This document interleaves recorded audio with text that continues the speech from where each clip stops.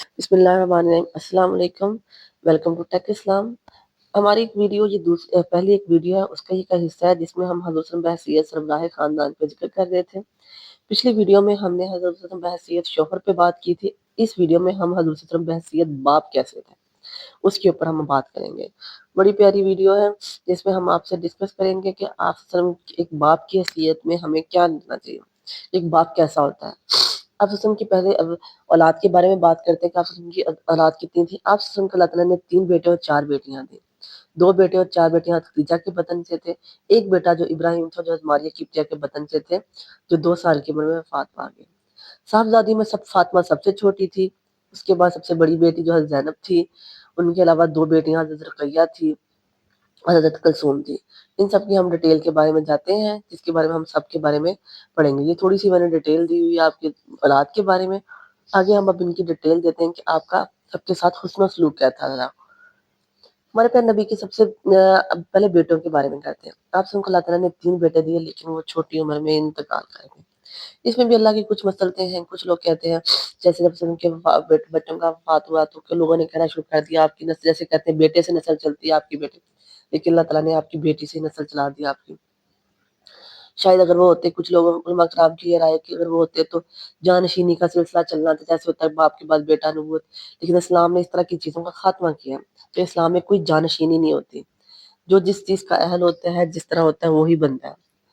آپس میں ان سے بے پناہ محبت کا اظہار فرماتے ہیں۔ خدیجہ کے بطن سے آپ کے 2 فرزند، ایک کا نام قاسم اور دوسرے کا عبداللہ تھا۔ ان دونوں کے القاب طاہر اور طیب تھے۔ حضرت قاسم کی وجہ سے آپ کی کنیت ابو القاسم بھی تھی۔ دونوں صاحب بچپن میں اللہ کو پیارے تھے، جن کی موت کا آپ سے کو بہت صدمہ ہوا۔ اب ہم کرتے ہیں تمہارے قبطیہ کے وطن سے اللہ تعالیٰ نے آپ کو بیٹا دیا ابراہیم، جو تقریباً 2 سال تک رہے۔ کہتے ہیں جب حضرت ابراہیم کا انتقال ہوا اس وقت سورج گرہن لگا تھا۔ کچھ لوگوں نے کہا کہ نبی صلی اللہ علیہ وسلم کے بیٹے کا انتقال اس لیے گرہن، آپ نے فرمایا سورج گرہن اور چاند گرہن اللہ کی نشانیاں ہیں، اس کا کسی کے مرنے اور جینے سے کوئی تعلق نہیں ہے۔ حضرت ابو ہریرہ فرماتے ہیں جب ابراہیم کو بوسہ دیا اور سونگا جب وہ آپ آخری سانسیں لے رہے تھے۔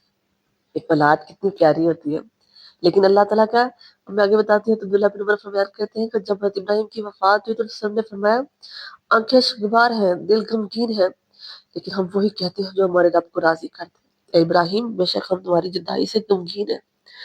یعنی کہ جب انسان کی یہ بھی ہمارے لیے ایک نمونہ ہے۔ اولاد بہت پیاری چیز ہوتی ہے، لیکن جب بیٹا بیٹی ساری بہت پیاری ہوتی ہے، لیکن اگر آپ کا ایک بیٹا ہو اور وہی فوت ہو جائے تو اس وقت صبر کا اظہار کرنا بہت مشکل ہے۔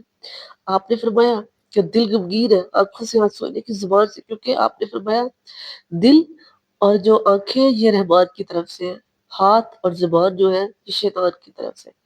کوئی بھی پریشانی ہو جائے اپنے ہاتھوں سے اس کو آپ کو مارنا پیٹنا یا زبان سے اس کا اظہار کرنا یہ شیطان کے کام ہے، لیکن دل میں دکھ ہونا اور آنکھوں سے آنسو آنا یہ رحمان کے کام۔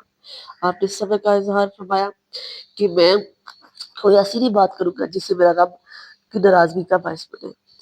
یہ آپ کا سب کا بیٹوں کے ساتھ سلوک تھا۔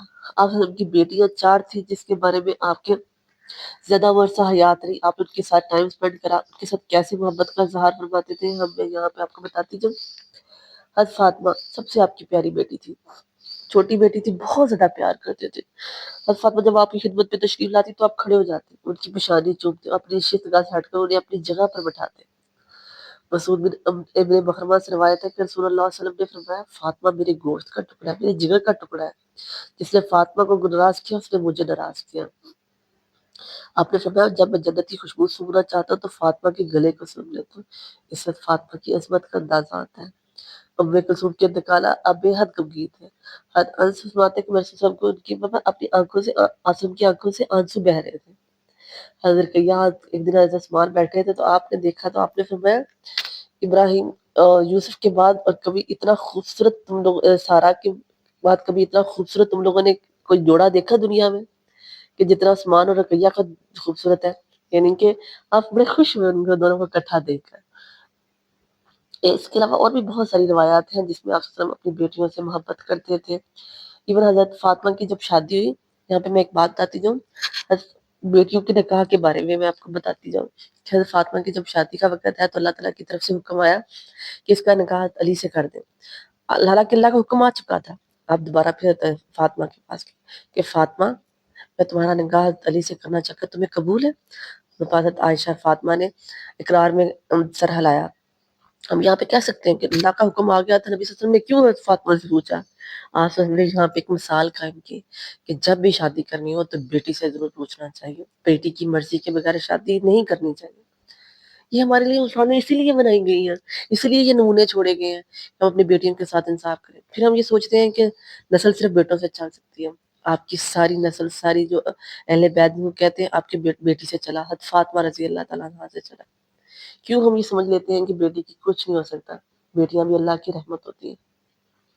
پھر بیٹی کی جس کے ساتھ شادی ہوتی ہے، داماد جو ہوتا ہے اس کے ساتھ بھی اس طرح سلوک کرنا چاہیے۔ آپ صلی اللہ علیہ وسلم کے 3 داماد تھے۔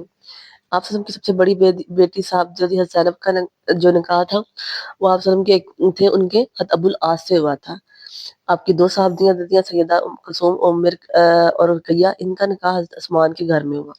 یکے بعد کے پہلے حضرت سیدہ رقیہ کا انتقال ہوا، جب ان کا پھر اس کے بعد سیدہ ام کلثوم کا نکاح کیا، عثمان سے کر دیا۔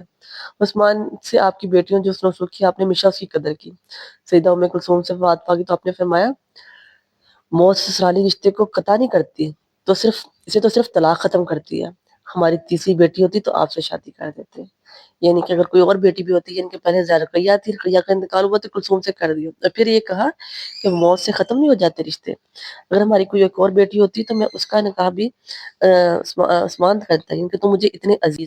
چوتھی صاحبزادی خاتون جنت سیدہ فاطمہ کی ذریعہ شادی حضرت علی سے ہوئی، جو آپ کے چچا زاد بھائی تھے۔ آپ نے ان کے فرمایا تم میرے ساتھ ایسے ہو جیسے موسیٰ کے ساتھ ہارون، مگر میری بات کوئی نبی نے بخاری کی جب فرمایا تم مجھ سے اور میں تم سے ہوں، یعنی کہ آپ اپنے دمادوں کے ساتھ بھی اتنی محبت اور اتنا پیار کرتے تھے۔ اب آگے ایک ٹاپک آتا ہے کہ وہی بات ہے کہ بیٹے اور بیٹی کے ساتھ جب پوتے پوتیاں نواسے آپ کے پوتے پوتیاں تو نہیں تھے، ساری بات ہے آپ کے بیٹوں کا بچپن میں انتقال، آپ کے لیکن نواسے اور نواسیاں تھیں جو آپ کی بیٹیوں کی اولاد تھی، آپ ان سے بھی بہت پیار کرتے۔ حضرت زینب سے بیٹا پیدا ہوا جو بلوغت کی عمر کے قریب عمر پا کر انتقال فرما گیا۔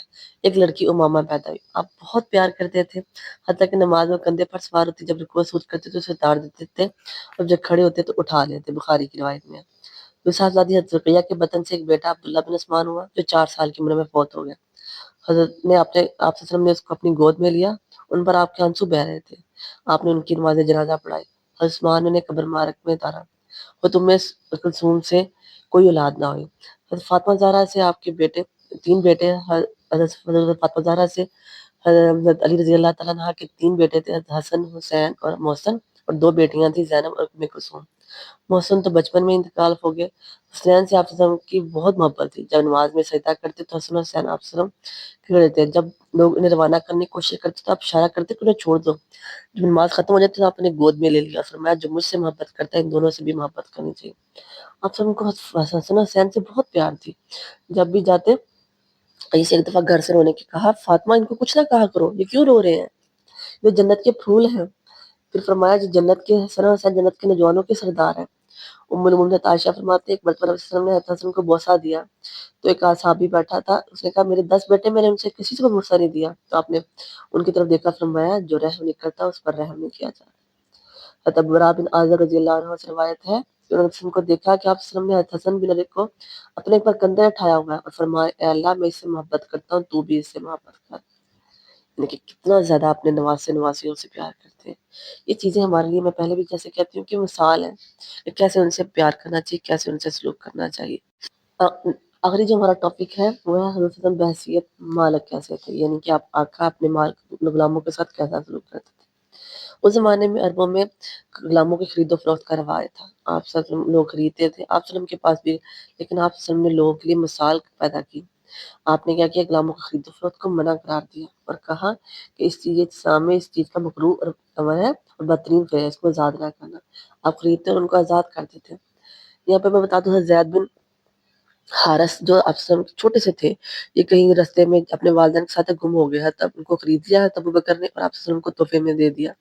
آپ وسلم کے پاس یہ 4 سال کے تھے، آپ نے ان سے اتنا پیار کرتے تھے کہ لوگ ان کو کہتے تھے زید بن محمد، یہ محمد کا بیٹا ہے، آپ وسلم ان سے بیٹوں کی طرح پیار کرتے تھے۔ لیکن جب وہی آئی کہ منہ بولے بیٹے بیٹے نہیں ہوتے، تب آپ نے ان کا یہ بات ختم ہوئی کہ بیٹا نہیں ہے، لیکن آپ نے ہمیشہ ان کے ساتھ بیٹوں کی طرح سلوک کیا۔ ایون جب ان کے والد ان کا پتہ چلا واپس لینے تو آپ نے فرمایا اجازت ہے تم جا سکتے اپنے ماں باپ کے ساتھ، لیکن انہوں نے اپنے ماں باپ کے ساتھ جانے سے انکار کیا اور آپ سے ان کے ساتھ رہنے کو ترجیح دی کہ میں نے آپ کے ساتھ رہنا تھا، کیونکہ آپ ان سے پیار اتنا زیادہ کرتے تھے۔ اس کے بعد آپ نے فرمایا انس کے بارے میں کہ بچپن میں اس کے پاس لائے ان کی والدہ، اور تم فرماتی ہیں انہوں نے کہا یا رسول اللہ یہ میرا بیٹا ہے، میں آپ کی خدمت کے لیے حاضر ہے۔ آپ ان سے بہت پیار کرتے تھے۔ آپ نے فرمایا اگر تمہارا نوکر یا غلام دن میں 70 بار بھی گناہ کرے تو اس کو معاف کرو کر دو۔ میں نے حضرت انس فرماتے ہیں میں نے رسول اللہ کی 10 سال خدمت کی، آپ نے کبھی مجھے اف نہ کہا، نہ کبھی یہ فرمایا تو نے یہ کیوں کیا یا یہ کیوں نہ کیا۔ بہت زیادہ پیار کرتے تھے۔